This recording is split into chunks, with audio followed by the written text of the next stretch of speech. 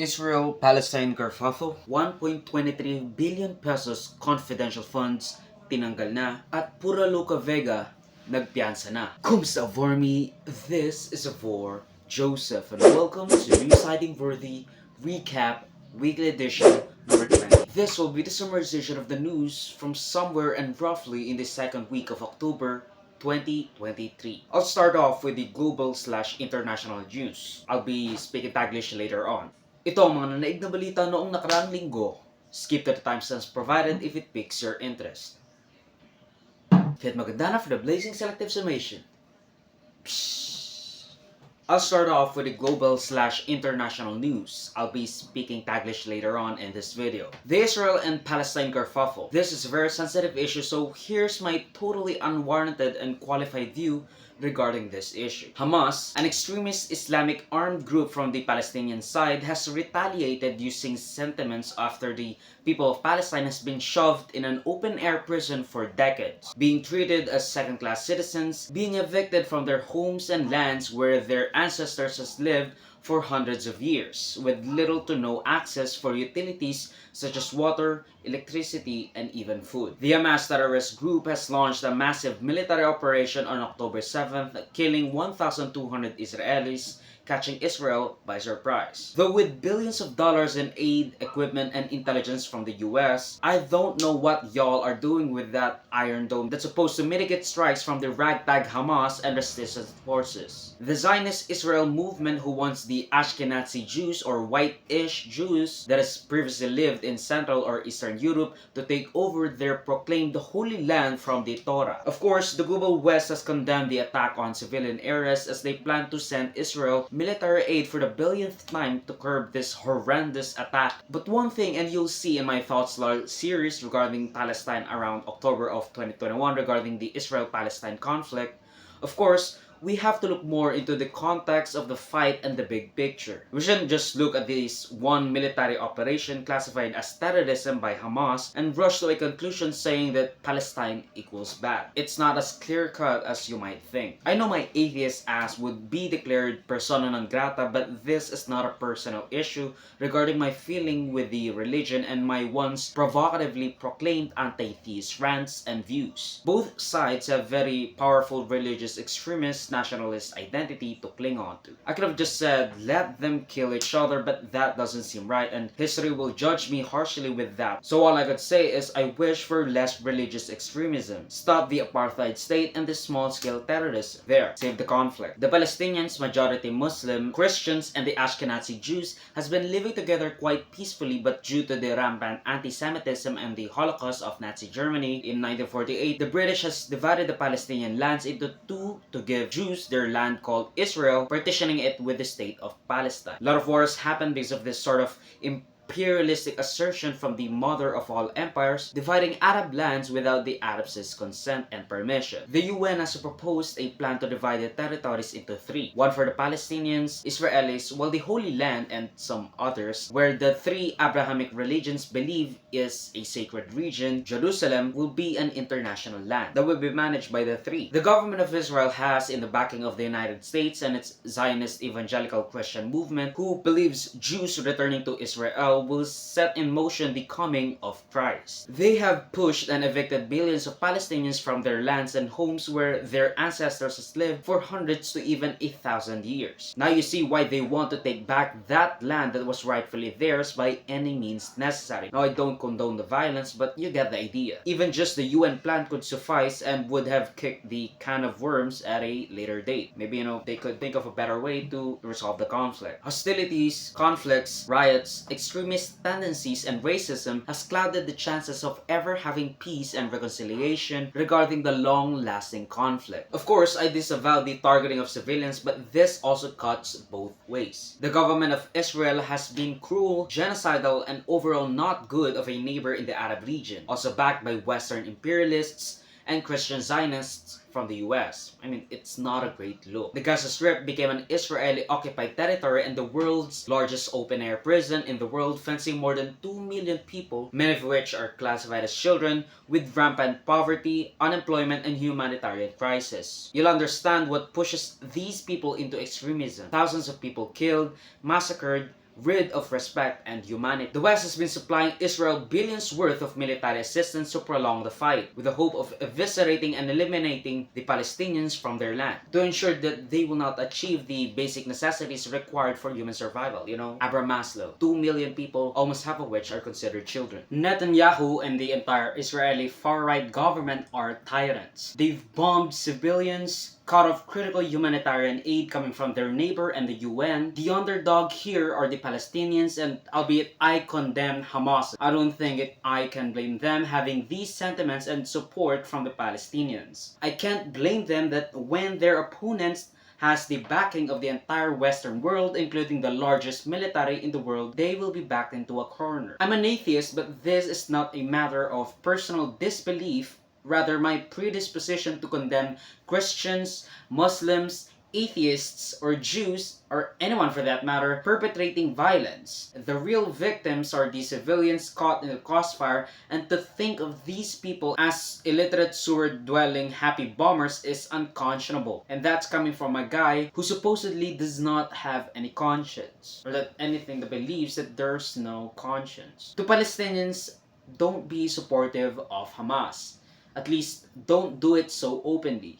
Bad press will come and get you. The media will portray your cheering for your liberation and fight against the regime as a cheering for the deaths of Israeli civilians, which is a big no-no compared to cheering for the deaths of Palestinian civilians, which is a big so-and-so. They do not represent you. Sure, in this armed struggle, you might be led to believe that they have your best interests at the heart, but they're also an extremist. To support them is like supporting a military general in a coup that wants to oust a dictator, only to realize that that military general is also an aspiring despot, trading one devil with another. I don't have much time to cover everything. I wanted to do a standalone video regarding this as an explainer of the conflict, but for now, this will do. Basically, free Palestine, end the massacre, end the apartheid state, and end religious extremism. Solve. Narito naman ang PH News commentary for your convenience. ABS-CBN won't appeal MTRCB decision regarding its Showtime. Naglabas sa pahayag ang ABS-CBN Corporation patungkol sa desisyon ng MTRCB o Movie and Television Review and Classification Board sa pagsuspend ng 12 araw sa kanilang popular noontime show na It's Showtime. Hindi na raw iaapela ang desisyon ng MTRCB matapos patawan ng 12 araw na airtime suspension after magkaroon ng kontrobersya, or at least that's what they're framing it as, regarding indecent acts regarding the icing incident, kung saan nag-share ng wholesome malasexual raw na moment ang married homosexual couple na sina Ayan Perez at Vice Ganda. If you want to know more about it, just check my video covering what I think about it. I basically said that this is a biased decision considering the MTRCB chairperson is also the daughter of the host of a rival noontime show na EAT host and ex-Senate President Tito Soto. To hammer in the unfairness, nag-kiss on live TV ang ama at ina ng MTRCB chairperson sa rival noontime show ng It's Showtime without repercussion. A few days after ipinatawag ang It's Showtime executives because of the icing incident. Narinig din on live TV ang pagsigaw at pagbumura ng co-host ng EAT saying putang ina or something like that, along with the suicide joke made even more recently of a co-host. Pero I don't think it's just because of favoritism or bias, at least not just the parental bias, but also kind of our homophobic tendency even with our very accepting culture of the LGB community. And yes, LGB lang. The MTRCB chair defended her heterosexual parents kissing on live TV as proof of their loving relationship, while they categorized the homosexual married couple's banter as indecent. Pero I guess they're the moral arbiter of the Philippines, so it's fine. At least that's what they claim their mandate is. ABS-CBN insisted the couple nor the show did nothing wrong. They didn't. 1.23 billion pesos in confidential fund strip. Matapos ang walang hangganang diskusyon tungkol sa confidential at intelligence funds, tinanggalan na ng 4-person House Appropriations Committee ang 5 sibil na ahensya ng gobyerno with an amount totaling to around 1.23 billion pesos na sinasabing i-reallocate to preservation and protection of our territorial assertions in the West Philippine Sea. Ang mga ahensyang tinanggalan ng Confidential and Intelligence Fund ay ang mga sumusunod: Office of the Vice President na nag-request ng 500 million pesos CIF, Department of Education Education for 150 million pesos CIF, Department of Agriculture for 50 million CIF, Department of Information and Communications Technology for 300 million CIF, and Department of Foreign Affairs for 50 million CIF. Of course, hindi naman sila totally nawalan ng mga funds na CIFs. Inadjust lang, instead of putting it to the West Philippine Sea, at least some, yun ang sinabi, inilipat na lang daw sa mga proyekto na madaling busisiyan at more transparent, therefore not needing the confidentiality cost. Inilipat para sa mga pondo para sa defense and presence sa West Philippine Sea ang additional almost 1 billion pesos. Nireallocate nila yung protection sa bayan, sabi ni Sara Duterte, sa protection sa bayan. You know, the one that has the concrete and tangible evidence, not just the rhetorics, as Sara Duterte might want you to think. Many from the opposition called on President Marcos to give up the 4.56 billion pesos niya, or at least 4.56 billion CIF niya, which was almost half of the CIF request, around 10 billion, of the 5 trillion peso budget. Here are some more PH news for your convenience. Pura Luka Vega drag released on bail. Nakapagpiyansa na ang isang transgender drag artist, Pura Luka Vega, with a government name na Amadeus Fernando Pahente, na inaresto noong nakaraang matapos ang kanyang controversial na parody at pagdress up as an African-American JK Black Nazarene. A popular depiction of Jesus in his passion believed to be miraculous na nasunog on transport habang sumasayaw sa punk rock remix version ng kantang Ama Namin o Lord's Prayer. Drop the beat. I'm so sad. I told myself that I don't want to cover this because, well, I'm trying to keep it safe with literally everything, but I was alarmed when they were arrested due to numerous complaints from the snowflake Christian and Catholic conservatives decrying the dance and costume as blasphemous and disrespectful to the church, and most importantly, illegal. Numerous groups filed criminal and probably also civil complaints against Pura. Yung mga controversial na video na kumalat sa social media to them dancing to the, by the way, an already popular rendition of Ama Namin or the Lord's Prayer that drew condemnation from all around the country. Back then, I used to jump to that song along with the Papuri sa Diyos or Praise the Lord because, well, it's funny and no harm is really being done. Papuri sa Diyos. Numerous cities and provinces na wala nang magawa ay idineklara ang persona non grata ang drag artist. I guess sa sobrang perpekto ng kanilang lalawigan ay they felt na it was at the top of their priority to pile onto the issue when in reality, they just want to be on the headlines. The charges na final mga Christian groups ay base sa violation ng Article 201 of the Revised Penal Code na ukol sa mga immoral doctrines, obscene publication, exhibitions, and shows, pati na rin ng Cybercrime Prevention Act of 2012. These snowflake conservative Catholics, akala ko ba ayaw nyo sa cancel culture? The song itself does not inherently disrespect nor mock the Ama Namin. Rather, it modifies it to be more hip. Maraming church and congregation ang gumagawa niyan. Nagka-cosplay din lalo na tuwing Semana Santa or Easter and Christmas ang ating Sunday church non-goers. Maybe kaya hindi nyo alam na pwedeng mag-cosplay as Jesus or Passion of the Christ is because hindi kayo nagsisimba. They will seem hypocritical, especially yung sa Catholic Bishop Conference, the CBCP. It's not illegal to make renditions of a song, right? Walang indecent or lewd sa ganyang performance. You have the right to be offended.